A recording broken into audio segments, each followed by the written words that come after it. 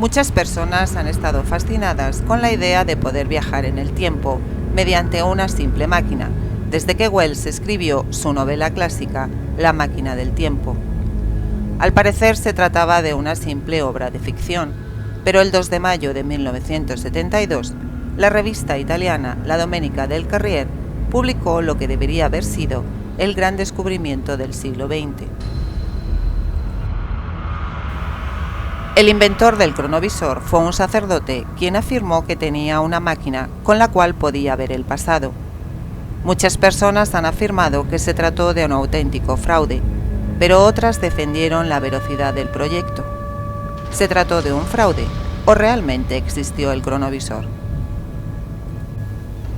Marcello Pellegrino Ernetti fue un sacerdote benedictino, licenciado en teología, lenguas orientales, filosofía y letras, física cuántica, escritor, diplomado en piano y a su vez obtuvo la cátedra para ejercer docencia sobre música prepolifónica del siglo X y anteriores.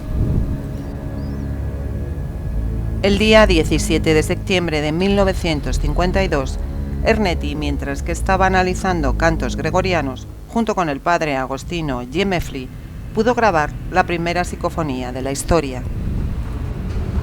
Estando grabando con su magnetófono los cantos gregorianos, a la hora de comprobar dicha grabación, apareció una voz que no era de ninguno de los dos y que identificaron como el padre fallecido de Agostino Gemelli.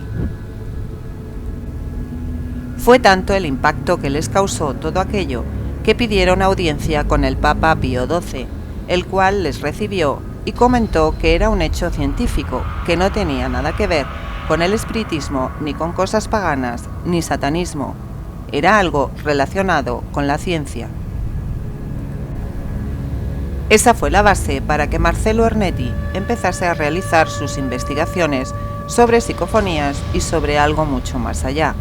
Aseguraba que la energía espiritual o alma, o aquello que queda cuando el cuerpo fallece, se podía transformar en ondas de radio. Sería como una compenetración entre el campo electromagnético de nuestros cuerpos junto con el de la Tierra y el propio tejido espacio-tiempo. El tejido de la realidad, la cuarta dimensión, lo que todavía la ciencia no ha sabido explicar. Ernetti aseguraba haber construido su máquina basándose en el concepto de que las ondas sonoras y visuales son energía, y por tanto están sometidas a las mismas leyes físicas que la materia. Según las descripciones aportadas, el cronovisor era una cámara de seguridad conectada a una grabadora de vídeo que permitía ver el pasado. Algunos expertos han intentado explicar que esta máquina era algo tan simple como un espejo. Al parecer, nosotros no nos vemos reflejados en el espejo a tiempo real. Refleja cómo estábamos a solo unas pocas millonésimas de segundo antes, debido a que el tiempo que tarda la luz en viajar desde nuestro rostro al espejo se refleja y vuelve a nuestros ojos.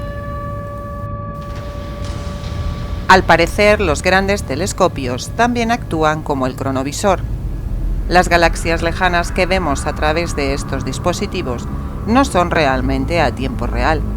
Si un científico fuese capaz de ver la vida en un planeta a 100 años luz de la Tierra mediante un telescopio, lo que vería es la vida de ese planeta hace un siglo. Pero ¿cómo pudo un simple sacerdote crear una máquina capaz de obtener imágenes y sonido del pasado? Marcello Ernetti se acercó a algunos científicos eminentes y reunió un equipo para trabajar en el proyecto. El equipo contó con Enrico Fermi, uno de los diseñadores de la bomba atómica, y Wernher von Braun, un genio alemán. Al parecer, no solo observaron la crucifixión de Cristo, también observaron a Napoleón, el filósofo romano Cicerón o la instantánea de la tabla de los 10 mandamientos. En mayo de 1972, el diario Domenica del Corriere atrajo la atención del público al difundir la noticia de un nuevo invento que prometía remover los cimientos de la propia historia universal y con ello el futuro del mundo. Tras darse a conocer la noticia, el interés y el escándalo no se hicieron esperar. De inmediato, los medios desearon conocer más sobre el tema, sobre todo aquellas pruebas que certificarían que el citado aparato en verdad funcionaba. Fue el mismo padre Ernetti quien se encargó de asegurar a la prensa la efectividad del invento. Al ser publicada la imagen de Jesús, los científicos religiosos y entendidos en la materia se dividieron. Algunos creyeron en ella debido principalmente al prestigio que tenía Ernetti como científico y sacerdote, además de ser un equipo que trabajaba para el Vaticano. En tanto, otros sospecharon de un hecho que a todas luces era simplemente imposible de hacer. Nadie le dio tanta razón a estos últimos hasta que un tiempo después, cuando una nueva fotografía puso en evidencia que la ya aclamada imagen de Cristo no era más que una fotografía tomada de una escultura real, de un Jesucristo mostrado en el Santuario del Amor Misericordioso de Collevalenza, en Perugia, aunque Ernetti nunca se retractó. Asimismo, tampoco se sostiene la imagen del Maestro caminando con sus discípulos, y que pertenece a un subencuadre de un cuadro pintado por el alemán Johannes Raphael.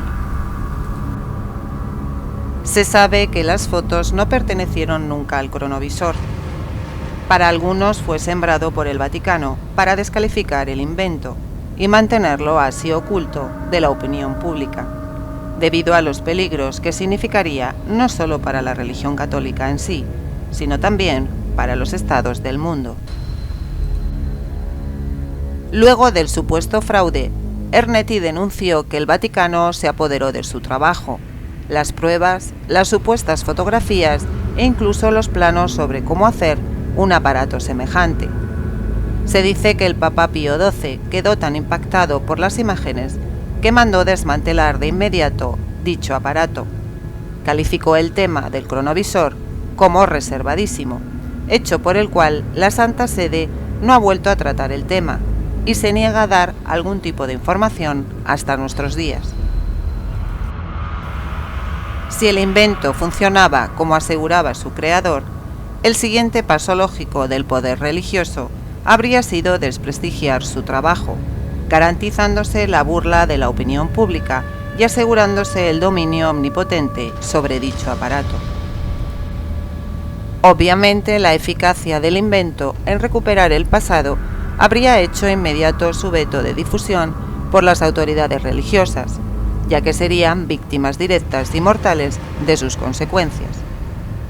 Los secretos y las incógnitas históricas, al desvelarse, habrían hecho caer las lentes de contacto de la mentira, colocadas sobre el pueblo, provocando una crisis sin precedente.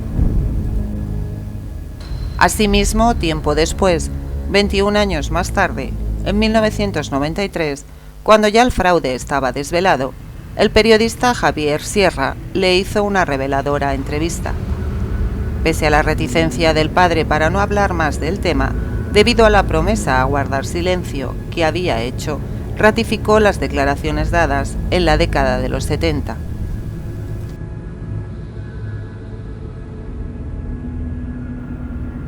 ¿Sigue usted manteniendo, a pesar de los años, que todavía posee el texto original de las tablas de la ley? Sí, lo tenemos, pero no podemos desvelar nada, lo siento. ¿Y cuándo cree que podrá hablar, padre? No lo sé. Ya sabe que hay muchas cosas que reciben el nombre de secretos de Estado. ¿Del Vaticano? No, de todos los estados. Por eso no es posible hablar. ¿Todas las investigaciones que se hicieron con la máquina se realizaron en Venecia?